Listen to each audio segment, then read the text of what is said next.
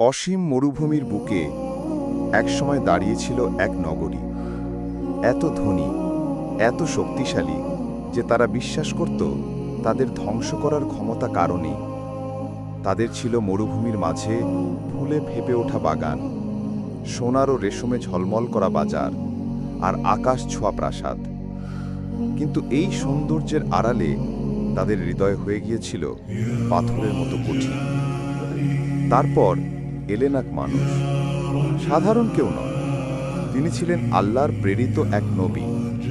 তিনি সতর্ক করলেন, অহংকার ছেড়ে দাও, ফিরে আসো সেই স্রষ্টার দিকে যিনি তোমাদের সৃষ্টি করেছেন। কিন্তু তারা শোনেনি। তারা উপহাস করেছে, হাসাহাসি করেছে, এবং তারপর করেছে এক অকল্পনীয় অপরাধ। তারা তাকে জীবন্ত কবর দিয়েছে। সেই মুহূর্ত থেকেই আকাশ ঘনিয়ে এলো, পুরো শহরে নেমে এলো এক ভয়ঙ্কর নীরবতা। তারপর শোনা গেল সেই শব্দ, এক ভয়ঙ্কর ঝড়ের গর্জন, যেন মরুভূমি নিজেই তাদের বিরুদ্ধে দাঁড়িয়েছে।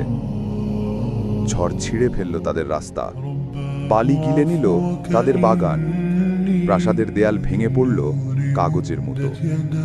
আর ঝড় থামার পর কিছুই অবশিষ্ট রইল না, শুধু নীরবতা আর ধ্বংসস্তূপ, যা আজও বালির নিচে চাপা পড়ে আছে। এটাই পরিণতি কওমে আররাস জাতির, যারা ভেবেছিল সত্যকে কবর দিয়ে দেবে, কিন্তু শেষ পর্যন্ত সত্যই কবর দিল তাদের।